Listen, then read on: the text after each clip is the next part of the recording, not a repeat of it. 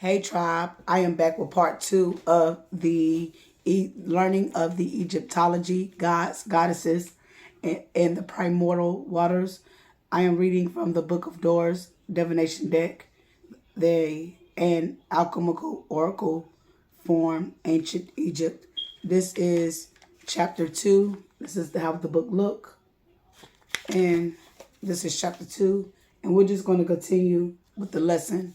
Welcome to the Universally Aligned Misfits. I am your instructor, Rashun, here to guide you, lead you, and eventually initiate you along your path. Let's go.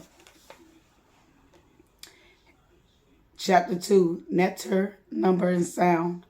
Hail, thou only one, thou matter, all things which exist. Magic is the science of knowledge where the will and the mind, undivided, can play freely between yesterday, today, and tomorrow, and the weaving of the fantastic game of existence, chaos, and cosmos life and death, and all the opposing forces play continuously. The game is endless, and within its endlessness, nothing can be avoided because everything is connected. In this Egyptian concept of the great unity, the number one is the totally of all existence. All things are one and exist in essence, and love is the cohesive force that makes possible the recognition of all the parts. In the reality, the nectar is its name, number, sound, and form comprise in inseparable unity. Thus, to call a nectar is to recall its number, sound, and form, and vice versa. The nectar is the name of a specific quality of energy or principle manifested through nature from the celestial to the terrestrial spheres. Neturu are the causal powers, primary causes and secondary causes of everything that manifests itself in the universe. They are the principles, agents, and functions of these manifestations. In magical reality, the symbol of something is the same as the actual object because they have the same essence. They each express one unique entity. They all are parts. They all are parts of the great unity. Makes sense to me. Regardless what the object is, if it has the same quality as the essence of what you thought that symbol may represent, it's the same thing. That makes sense? No, it makes sense to me. Okay? Neturu and numbers. Numbers are the sources of form and energy in the world. They are dynamic and active even among themselves, almost human in their capacity for mutual influence. Henry Conway. This almost human quality of numbers is much in evidence in the teachings of Pythagoras, where numbers not only represented a particular quantity, but were considered to be sacred entities. They were the Naturu themselves. The gods themselves is what Naturu mean, okay? With very distinct qualities. Numbers were considered to be a female or male, sexual or endogynosis, active or passive, all relating to each other in a multitude of ways. But the basis of the ancient number system was the number 8, which is of the greatest importance in the system outlined in the Book of Doors.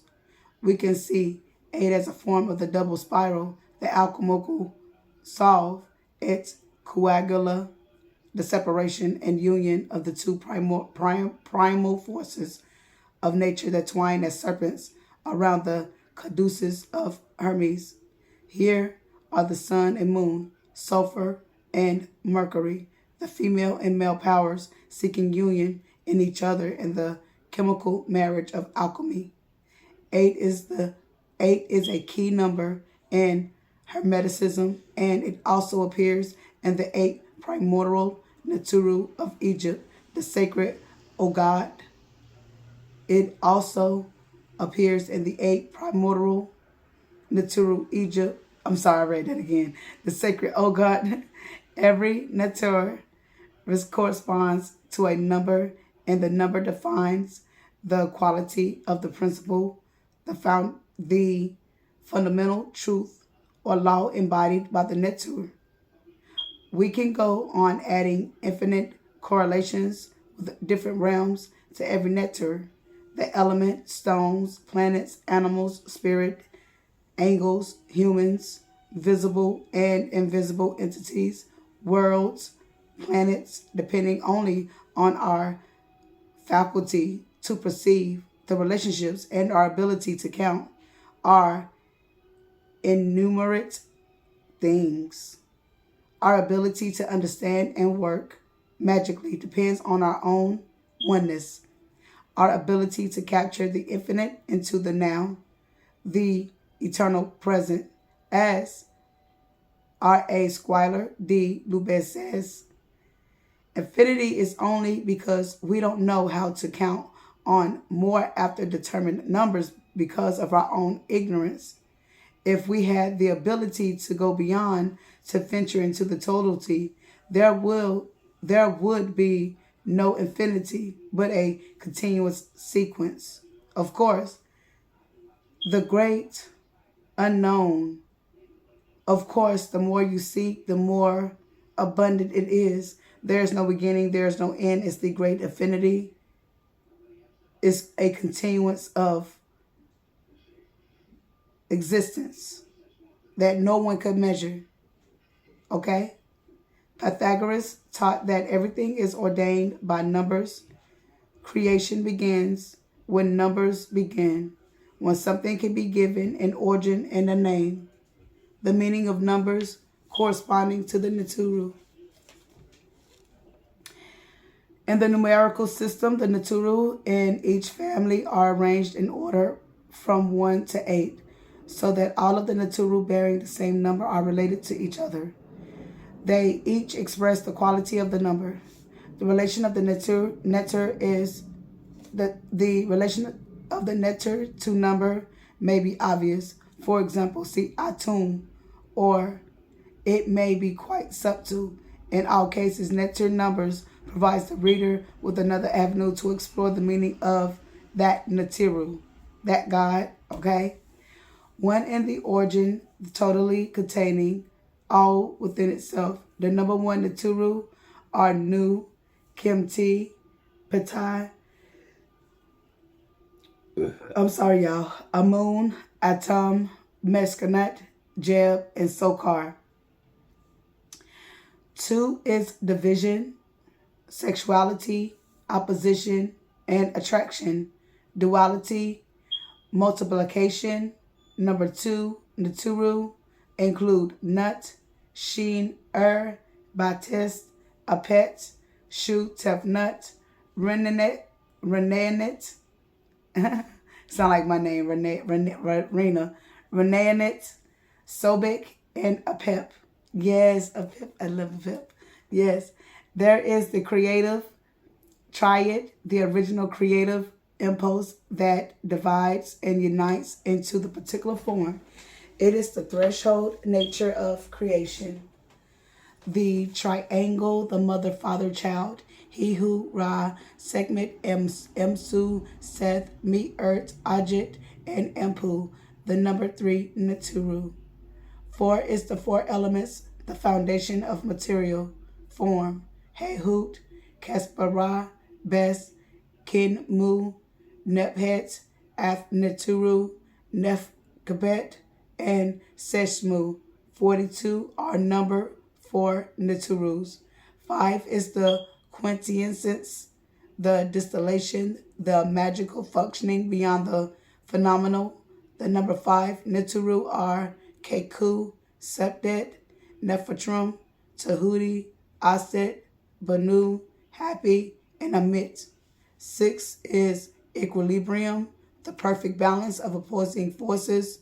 Number 6, Netiru, includes Kekut, Neth, Het Hurt, Mut, Jeb, Nut, Shu, Circuit, Ekoru, and Amita. 7 is the manifestation of nature, the sevenfold scale of the primordial energy expressed on earth. Kira, Shasesta, Astroth, Kansu, Hiru, Shai, Satet, Unu, T. 4 through 5 are number 7 Nitru. 8 is death for resurrection, the completion of the 8 primordials. Kermhet, Mayat, Imhotep, Kermatif, Asar, Mafdet, Anar in Rikai, and Pert M. Heru are number 8 Naturu. There was no zero in the Egyptian system of numbers. Zero represents a nothingness and absence and implies that something does not exist. And for the Egyptian, everything is, even chaos. The negation is. So there's always an existence. If it doesn't have a number, it doesn't exist. Is what they're saying. In sacred, even if it's negative, it has some type of effect. Something is still associated to it. Okay? In sacred geometry, Robert Loyola explores the origin of zero and dates it back to sometime before the 8th century AD, where it first made its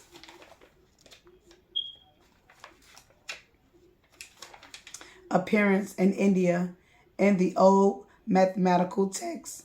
The original Sanskrit name of the concept of zero was Sunya, which meant empty, but later zero came to represent nothing, a mental concept divorced from nature. As Loyola writes, the invention of zero permitted numbers to represent ideas which have no form. This signals a change in the definition of the word idea, which is antiquity was synonymous with form and implies geometry.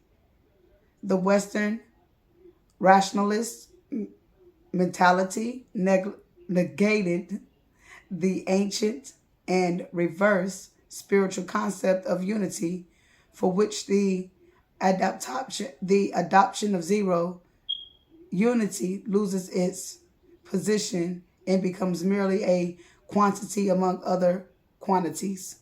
Okay? So let's continue. This is why there is no zero called in the Book of Doors, Neturu. Neturu, although unnumbered it, not zero, it is the wild card that exists in each and every other card. It is the underlying, unifying, pre-material essence of reality. So even with zero, it has some type of form, but it's the formulating of coming from out of. It's the out of nothing is something type of saying. That makes sense? So that out of nothing is something, out of not even chaos, but out of a void, you can make something. Out of a blank, you can make something. So without non-existence,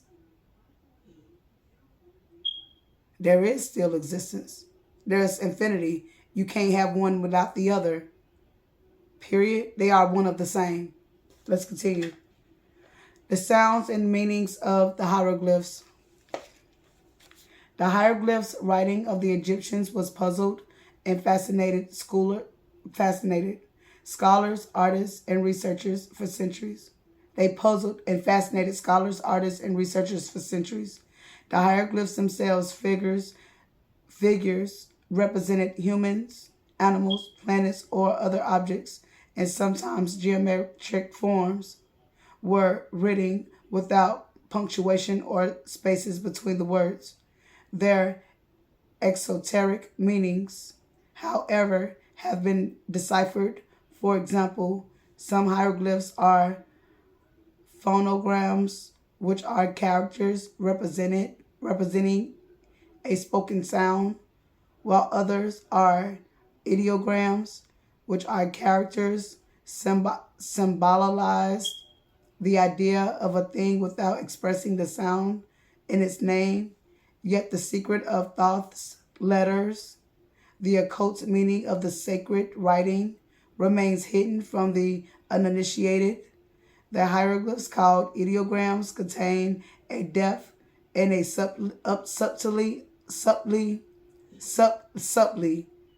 of meaning that only the initiate into the mysteries could understand, the reason being that the sound remained concealed, and the power of the sound was the power of creation of the ancient Egyptians.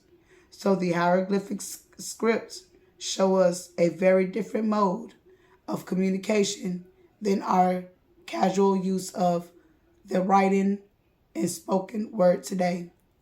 The hieroglyphs were each truly unique and alive.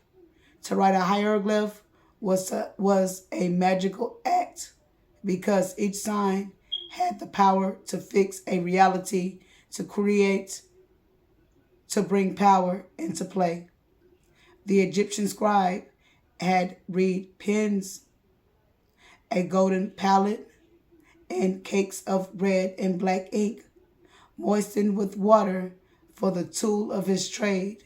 Each hieroglyph was carefully inscribed on papyrus scrolls, wood, pottery, or stone, and each part of each image had its own special significance.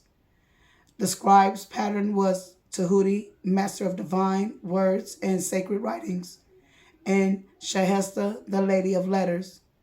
In the ancient tombs of the pharaohs, the power of the sacred writings was demonstrated. There were hieroglyphs inscribed to invoke protective deities for the soul's journey through Amenta, which is the underworld. And there were also hieroglyphs representing destructive forces. These latter images were first engraved and then parts were erased so the names did not carry their full power. And the energies they represented could, in this way, be dispersed or kept under control. The same principle is apparent in the Sanskrit writing of India, where it is said that if you write down a mantra, it has the binding power of the universe. In pre-dynastic times, the hieroglyphic writings of the Egyptians was a fully found system. It became modified only slightly through a period of thousands of years, unlike the Babylonians and Chinese picture characters. For example, those original forms were said to be lost before the Christian era. The hieroglyphic alphabet is the expression of the philosophy of ancient Egypt. Each letter picture symbolized a natural principle, a certain phase, the unfolding of certain, although the number and sound of the vowels were secret knowledge and not written down, the hieroglyphic symbols were available to all, and their inner meanings or the spirit of the letter could be read and understood by anyone according to their intuitive ability. This hieroglyphic script, with its profound spiritual significance, was given to the name Metu, Natir, or the words of the gods. The hieroglyphic names for the Nitiru and the meanings are given when each card is discussed individually. These hieroglyphs can serve as another case to understanding the function of each other. Hieroglyphs were written in columns and horizontal lines, sometimes written from the left and sometimes from the right. To determine the direction they were written, one should read toward the way of the images are facing. So guys, I know you hear me saying like cards because this book did come with cards, but I feel like, overall this book has great knowledge, history, and I just want to go over it with you. And we will be going over the cards as well too, but not no time soon, but in the near future. Excuse me. This is a form of this is an example of how some of the hieroglyphs look.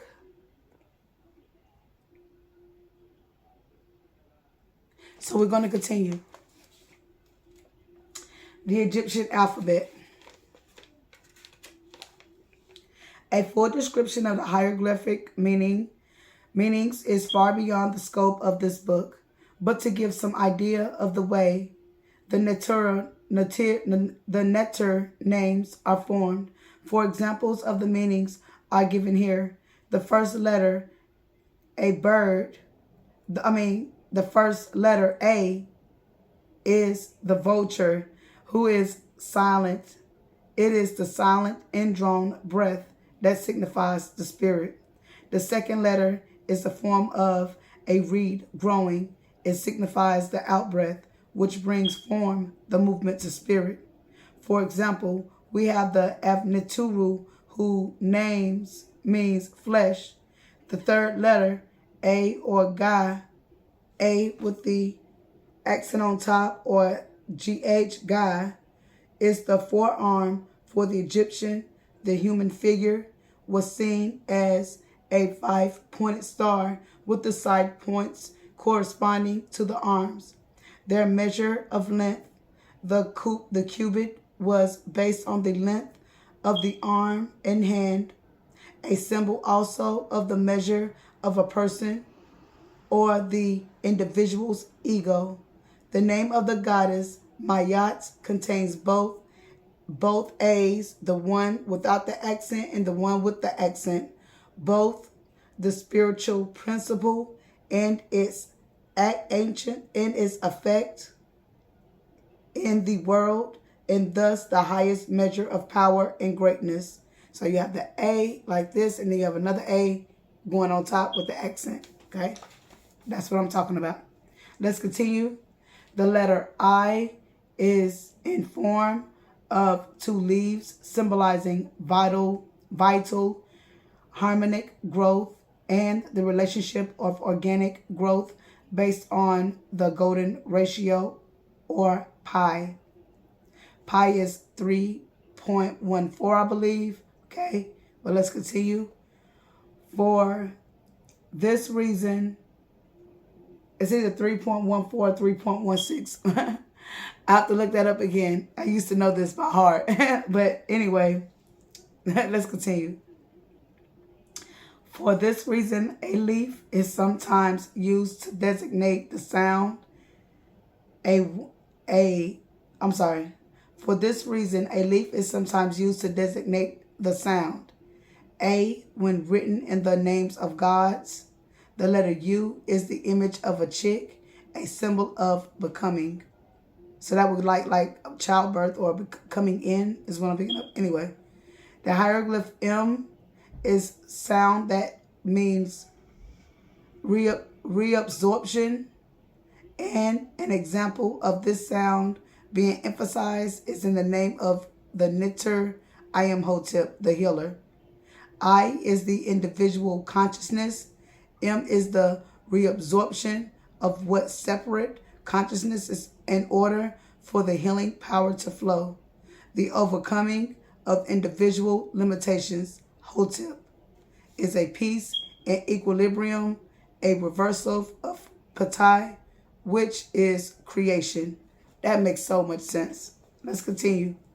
The hieroglyph M is written in the form of the horned owl, a bird that swallows its prey and is often regarded as a spirit messenger. For as example, in the Native American tradition, where the owl brings dreams, and dreams are the merging, transforming of different levels of or states of consciousness to create a new reality. In the Polynesian tradition, the owl is often regarded as a messenger of death, a reabsorption of the individual back into the realm of the spirit. In the Vedic tradition, the sound M and the mantra Om is the sound of Shiva and Rudra, the destroyer. And tantric ritual, The 5 components begin with the letter M. These 5 makaras are Madaya, Mamsa, Mena, Mudra, and Mahananda, or wine, flesh, fish, ritual, gestures, and sexual union. In this sacred ritual, the separate self is dissolved in the ecstasy of union with Shiva, Shakti, or the ocean of universal consciousness. The letter sound N is the hieroglyph for water energy. For original energy is like still water, which under impulsation manifests itself into waves, and these, growing as they grow, carry energy from center to circumferences. So everything began with water, and water has filled the earth or filled the universe. Circumferences is what I'm thinking of. So everything comes from water, pretty much. Everything is birthed from water. Water fills the center of the circumferences, okay? The center of life, the center of everything. Let's continue. N carries and transmits energy, and the letters placed next to the definite, to its definite, the quality of the energy. For example, Nu is the chaotic and primordial water. Told you. Let's go. Primordial water. Nut, the goddess of space, is the energy whose waves encompass the earth. Other Neteru containing N include Neth, Nefertrum, Amun, Tefnut, Kemhu, Nephthys, Meshnut, and Renet. The word nectar itself yields N, pure energy, followed by T, which is the concretization of the energy, and ends with R, the solar principle. The hieroglyphs is the symbol of the active and activating vital fire of life, the fire snake that must be mastered on its arousal and accent through the subtle body. This vital fire is evident to Sekhmet, Baptist, Bes, Shahesta, Satet, Aset, and Seth. All of them signify the vital fire imprisoned in matter that needs the reconciliation of opposing forces for liberation. The hieroglyphs S is a bolt and has associations with division, duality, and passivity. It represents the power of binding together. The hieroglyph F is the letter for breath and air that gives life, evident in name. Nefertrum, where Neref is breath and movement, the vital quality of life, that is the essence of Nefertrum. The hieroglyph R is the symbol of the solar principle. It is the mouth and the shape of the Versica, Pisces, something like that, and the mouth of Ra. It receives the siren energy and transmits it through the solar system. Heru, Asar, Hehut, Sokar, Keru, and Keret all express functions of the solar nature. Another example is Reniet, where Ren is the Kodoshe surrounding the royal name, and Ner is the energy. Held in a name is power in nature.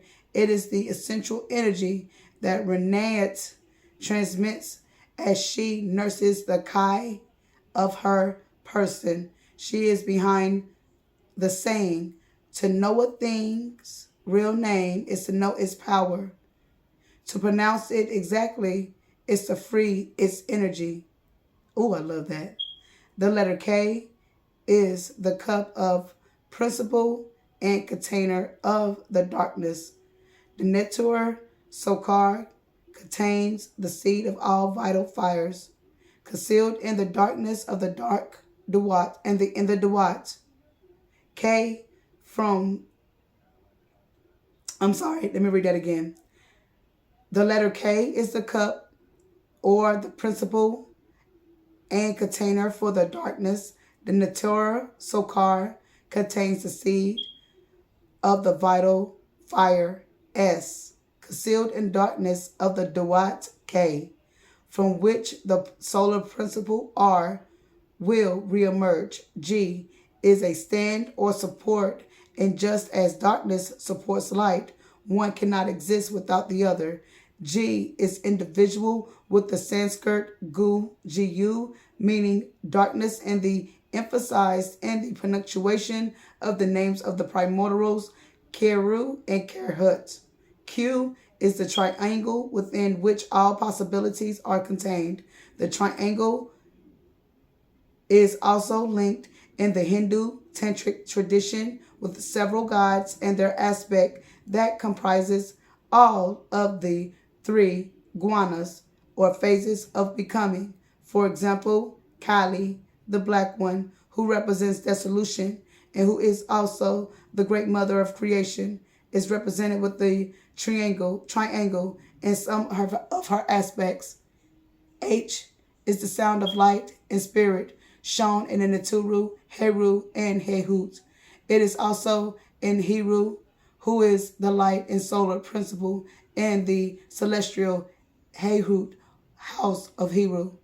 The hieroglyph T is the power of concretization, and direction, and is included in all the goddesses' names.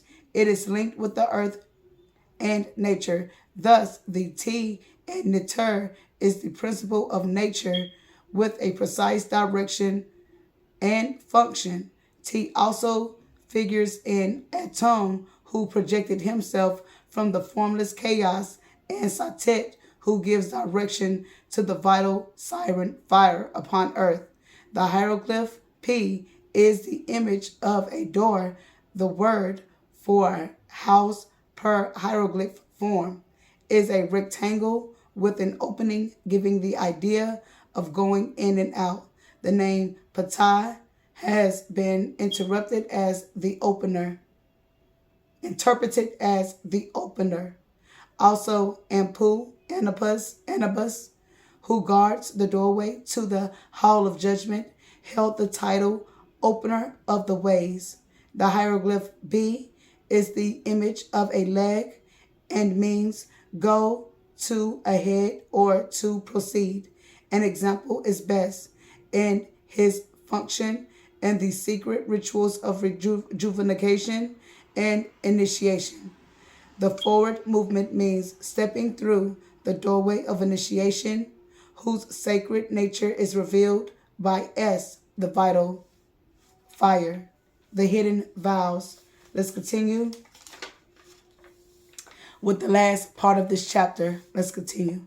Thank you guys for listening. If you do like this vibe and you like this informative session that I have created for you guys, please like, share, subscribe to the video. Hit that notification on the right side of your screen, and I will be back with more of these particular teachings, lessons, and we will learn as we continue to evolve on this magical field. Welcome to the Magical School Bus. Let's continue with the last part of this paragraph, and this is the hidden vowels.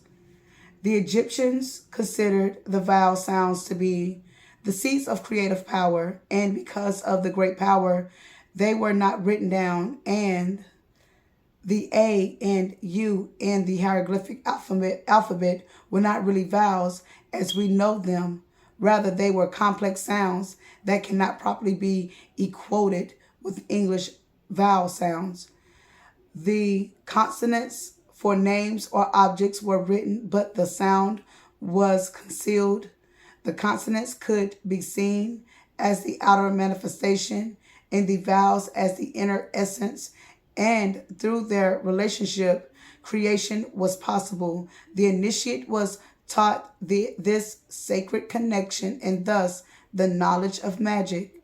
The exact meaning and sound of vowels was a sacred knowledge, and Pythagoras concealed this knowledge he obtained from the priests of Egypt, and the meanings he gave to the numbers of the Pythagorean tablet and the tetraatic, tetraatic, I think I'm saying that right.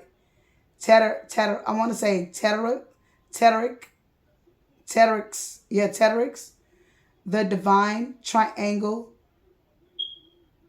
containing the numbers 1 through 10, and within which all phases of creation is expressed. Thank you guys for joining me, and I hope to see you soon, hear from you soon. Please leave your comments if you would like. Please and thank you. I'm ending it. Bye.